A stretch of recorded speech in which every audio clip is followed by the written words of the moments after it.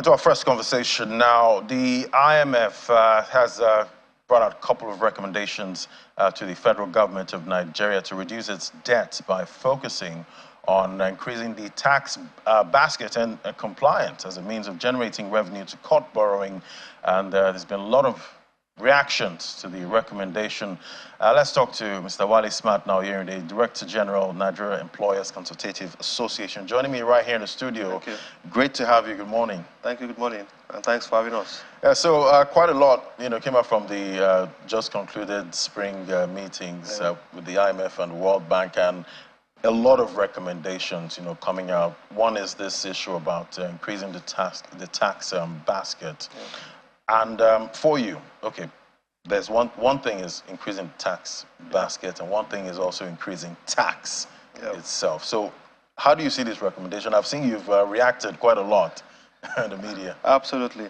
It's an interesting conversation we've had over the past few days. And is tax necessary? Absolutely. Someone said two things are very, very, very sure. Certain things. It's either debt and tax in most places. And tax has proved to be a source of revenue for most governments, world governments, to drive development. So we don't have a problem with the issue of tax. We don't have a problem with paying tax. Organized businesses doesn't have a problem with compliance. And hardly will you find a responsible business also evading tax. Our challenge is the conversation about increasing tax. Now, while tax is necessary, then you must put in context and try to balance three key issues.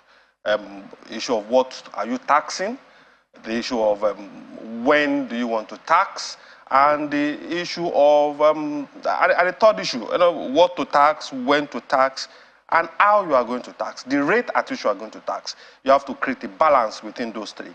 When are you going to tax? Do you tax when the economy is booming, or do you tax when the economy is standing on one leg? What are the rates of the tax? Are you taxing to control consumption in the context of ostentatious goods, luxury goods? Are you taxing, or are you reducing tax to increase consumption?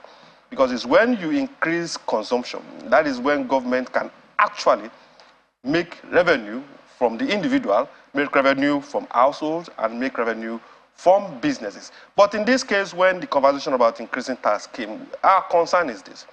Businesses are currently overtaxed. There was a report by PwC and the World Bank a few years ago that shows that an average business in Nigeria pays over 69 different types of taxes annually. Nobody does that. You don't create contradictions for yourself. We are talking of issue of unemployment, high inflation rate, and at the same time, we are creating bottlenecks, deliberate bottlenecks, to negate some of those policies that government itself has created to drive employment. A typical issue of concern to us was the issue of excise duty that came up last year. There was already a roadmap to tax carbonated, non-carbonated, alcoholic, and spirits. There was a roadmap of this is a tax excise duty for 2022, excise duty for 2023, excise duty for 2024. Less than a year, less than 6 months, when that roadmap, when the stakeholders agreed on that roadmap, government came up around November, December, and wanted to increase excise duty on those products. I said, look, you don't just wake up one day for whatever reason. Yes, we have revenue issues, but you don't continue to complain about the effects while you keep feeding the costs. Because if you keep increasing taxes, you keep increasing excise, two things will happen. Those products will probably go out of the reach of average Nigerians whose purchasing power is already reduced. So once Nigerians can buy, the businesses cannot produce. Once the businesses cannot produce, the natural consequence will be reduction in production capacity, which might also feed into the issue of your unemployment. And once the product is out of the reach of an average Nigerian, then you are also fueling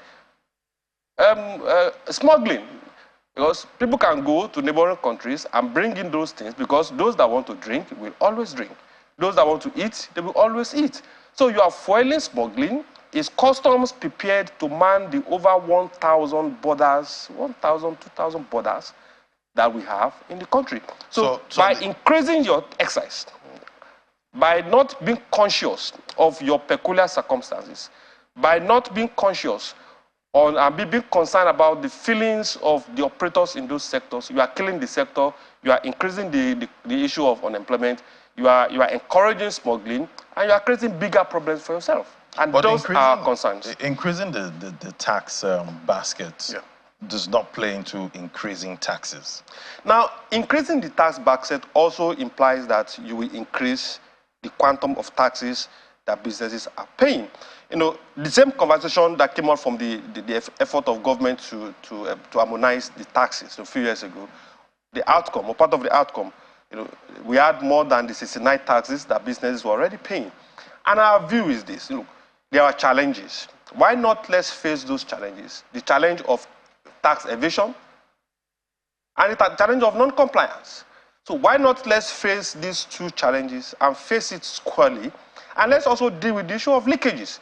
We are paying taxes. Have we taken due cognizance of what exactly are those taxes that we've collected? What are they used for? So those are the conversations we should be having. Raising tax at this point, I don't think is the conversation that we have. We should be focused on encouraging consumption. Because now we know the government does, you know, have a revenue problem, you know, at this time. And we also have debt issues, you know. So what next? What else can the government Ladi, we have revenue problems, right? We know we have revenue problems. And why do we have revenue problems? One, our mainstay for now, you know, the main product that gives us forex is basically oil, right? Now, why are we not meeting our OPEX quota? We have our 1.8 something million OPEX quota. We are not meeting the quota. So if you are selling... Even though it started increasing in the first quarter. Yes, it started increasing. And we commend government for that. We commend the NECAs for that effort. The efforts that they've put in place to reduce oil theft, quite commendable. And we appreciate that. But if we had maintained the quota, then the challenges of forex wouldn't have been this significant. If we had managed our resources and ensure fiscal discipline that is enshrined in part of our laws, we wouldn't have run ourselves into this humongous debt that we are talking about. So you don't punish organized businesses, you don't punish Nigerians for government's recklessness, financial recklessness over the past years. Those are our concerns, and those are the genuine concerns of all stakeholders.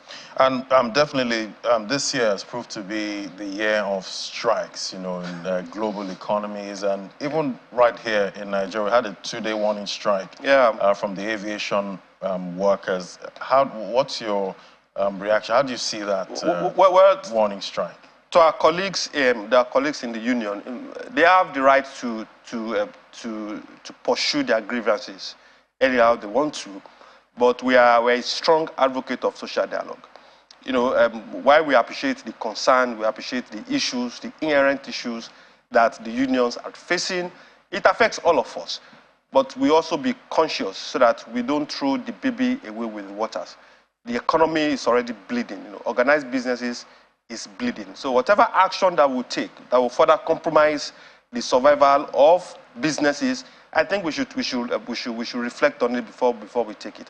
You can imagine people that have contractual obligations out of Lagos on Monday or Tuesday, people that have made commitment to vendors, businesses whose survival is hanging on their leaving Lagos yesterday or the day before. You can imagine the crisis that will put those businesses. So we are an advocate of social dialogue. No matter the issue, I think social dialogue should play a critical role in resolving it. After all the issues, you know, the funny thing is this: we all still come back to the tables to discuss. So why not let's maximize the use of social dialogue in resolving all these issues. Government has its issues; they have its challenges. Historically, we've seen government not living up to its expectation, not honoring agreements. But I said we should not compromise our survival, our general survival, by certain action. And someone said also, if you are in a hole, the first thing you should do is to stop digging. So the economy is in crisis already. Government is struggling to stay afloat. Organized business is struggling to maintain production. So let's not, whatever action that will drag us deeper into the hole, I think we should not take such actions. And talking about still coming back to the table, you know, for both sides, where do you see this issue? What resolution do you see going forward? On the issue of the tax, For the tax or the aviation workers? Well, they've given the first strike is 2 days warning strike, yes. We ended yesterday. We expect government to be responsible enough to act to the call of the unions. I think there was conversation initially that they've had. I think there's nothing wrong in bringing everybody to the table. Labor is not a commodity, as we all agree. And if somebody has worked, then he deserves his wages. And if you've made commitment to increase, eventually you are not in a position to increase again, then you should, the same process that led you to that agreement of increasing, you should reinitiate that same process to say, look, the agreement that we made at that material time, because of certain issues now, we cannot meet that agreement again. Then you come back to the table and discuss it. And for the issue of the tax, what we think is this: government should take a second look at these increases. We add that by May, there's going to be some humongous, some threatening increase in excise and ad valorem for products in that subsector of spirits, alcohol, non-alcoholic products.